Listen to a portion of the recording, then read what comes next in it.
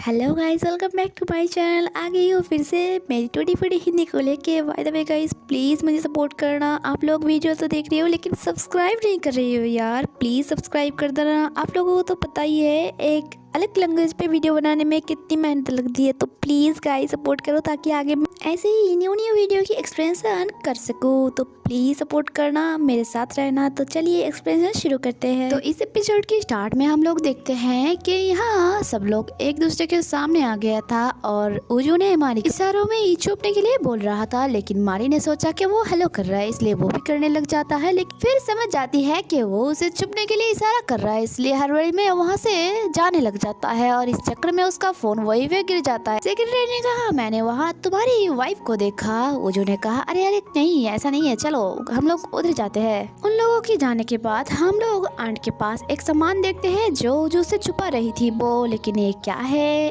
वो आगे जाके हम लोगों को पता चलेगा। इधर मारी जो अपना फोन उठाने की कोशिश करता है, लेकिन उसी टाइम आंट की कार वहाँ आ जाती है, इसलिए मारी भाग के उधर से चली जाती है। आंट ने कहा, देखो किसी का फोन पड़ा है उधर और कॉल आ रही है, इसलिए वो कार से उतर के फोन उठाता है जो मारी की मॉम ने कॉल किया था।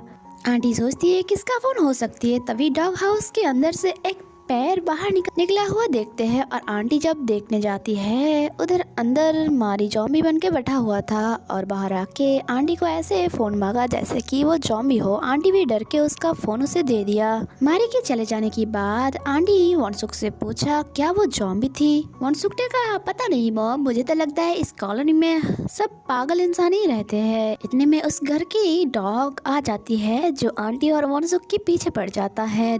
नाइट में जो मारी को कॉल करके पूछती है, दिन में तुम कहाँ चली गई थी? लेकिन मारी हंसती है, बताती नहीं कि वो डॉग हाउस पे छुपी हुई थी और उजू को पूछती है वो लोग कौन थे। उजू बताती है कि वो मेरी फैमिली थी और अब हम दोनों की बीच डील खत्म, क्योंकि मैंने भी तुम्हारा काम किया, तुमने भी मेरी। नेक्स्ट सीन में हम लोग ग्रैंडमा को देखते हैं जिसका तबीयत दिन प्रतिदिन बहुत ज्यादा खराब होते जा रही थी, इसलिए जिन और उसका डैड आई थी ग्रैंडमा की चेकअप करने के लिए। ग्रैंडमा जिन को कहने लगी कि तुम्हें मैं कितनी छोटी उम्र में देखी थी जब तुम मेरे सामने ही खेलते थे, आज देखो कितने बड़े हो गए तुम। मुझे लगता है अब तुम्हें शादी कर लेनी चाहिए। तुम्हें कोई पसंद है क्या? डैड कहने लगे, हाँ हाँ इसने उजू को ही पसंद कर लिया। जिन भी बोल देती है कि मुझे उजू ही पसंद है। दादी भी खुश हो जाती है क्योंकि वो भी जिनको बहुत ज़्यादा पसंद करती है, क्योंकि वो बहुत ज़्यादा प्यारी लड़की थी, इसलिए उजू के साथ शादी करवाने के लिए ग्रैंडमा भी मान जाती है, लेकिन इससे पहले उसे कहती है पहले तो तुम जाके अपना लव कन्विंस करो उजू से। नेक्स्ट सीन में हम लोगों को कंपनी के सीन दिखा जाता है जहां हम लोग एक एम्प्लॉय को देखते हैं जिसका नाम जंग था और वो उजू को काफ़ी ज़्यादा पसंद करती थी और आज उजू को कहती है, क्या तुम एक दिन के लिए मेरे साथ खाने के लिए चल सकती हो और खाने की बिल वही पे करेगी। उजू भी मान जाती है और डिनर के लिए चलती है जहां उजू की मुलाकात वनसुक से होता है और जो उसे पूछती है, कांग्रेचुलेशंस भाई, तुमने तो कॉन्ट्रैक्ट साइन करवा लिया, तुम मारी को पहले से जानते थे क्या? उजू ने कहा, नहीं। नेक्स्ट सीन में हम लोग वनसुक की डैड को देखते हैं जिसके पास इस कंपनी की एक भरोसेमंद एम्प्लॉय आई थी ये बताने के लिए कि जिस कंपनी के साथ हम लोग कोलैब करके काम कर रहे हैं वो फ्रॉड है, बहुत पैसों की उन लोगों ने घपला किया है। और अंकल ने कहा, कुछ भी हो जाए इस खबर को बाहर जाने मत देना, मैं इसे संभाल लूंगी और इस पे तुम्हारा भी नाम आएगा तो तुम्हें भी क्रेडिट मिलेगा।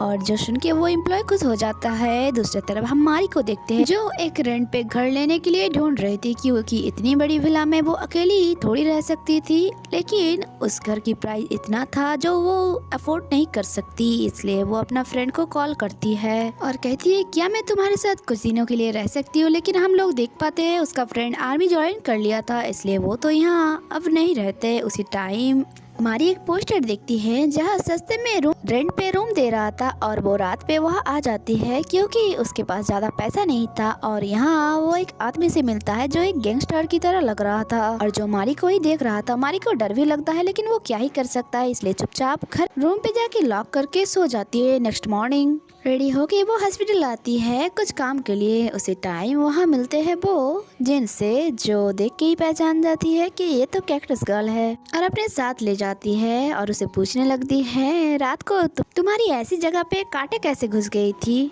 मारी ने कहा, वो एक्सीडेंटली हो गया था, मैं घर जा रही थी लेकिन उजू ने मुझे यहाँ ले आया और पैसा भी पे किया। उसके बाद वो मुझे अपना घर भी ड्रॉप किया था। जिन ने कहा हाँ वो एक अच्छा लड़का है, लेकिन तुमने उसे अपना हस्बैंड बनने के लिए क्यों बोल रही थी। जो सुन के मारी अवाक हो जाती है और सोचने लगी अरे ये बात उसने इसको क्यों बताया।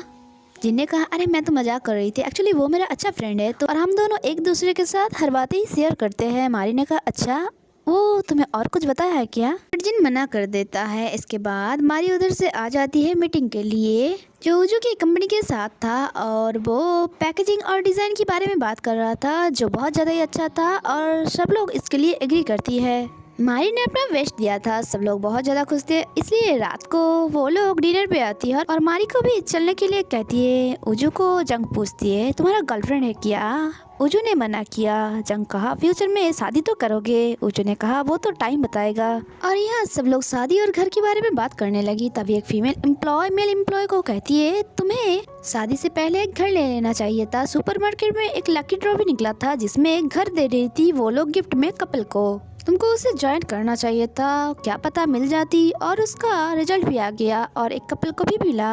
चलो देखते हैं वो कपल कौन है। और जो सुन के तो मारी और उजू दोनों ही डर जाती है। और यहाँ उजू फीमेल एम्प्लॉय को मेनू दे के उस पे उलझाने की कोशिश करता है। मारी भी ऐसी करती है, लेकिन इतने में एक मेल एम्प्लॉय देख लेती है विनर की फोटो और जो देख के कहने लगा मुझे क्यों लग रहा है इन दोनों को मैंने पहले कहीं पे देखा है। जो सुन के तो उजू ने उसकी मुँह पे खाना ठूस देता है। मारी ने यहाँ बहुत ज़्यादा ड्रिंक कर लिया था और उसे पता ही नहीं चल रहा था कि वो क्या कर रहा है। तभी एक फीमेल एम्प्लॉय उससे आके पूछता है तुमने आज अच्छा काम किया, क्या तुम खाने का बिल पे कर दोगी। और नशे में मारी भी यस कह देती है और काउंटर में जाके एक एक कार्ड बाहर निकाल के दे रही थी, लेकिन किसी में इतना पैसा नहीं था कि वो खाने की बिल पे कर सके। उसी टाइम वहाँ उजू आ जाती है और खाने की बिल पे कर देती है। फीमेल एम्प्लॉय कहती है आपने बिल पे क्यों किया, मारी को करना चाहिए था, लेकिन उजू जानता है कि ये काम उन लोगों का है। इसके बाद बाहर फीमेल एम्प्लॉय मारी को कैरियर में जाने के लिए कह रही थी। मारी इतनी ज्यादा नशे कर लिया था उसको तो पता ही नहीं चलता वो कहाँ जा रही है, इसलिए उजू ने कहा मैं उसे घर ड्रॉप कर दूंगी और उजू उसको अपने साथ लेके चला जाता है। इसके बाद नशे में हम लोग मारी को देखते हैं जो जिन के बारे में ही सोच रही थी और उजू को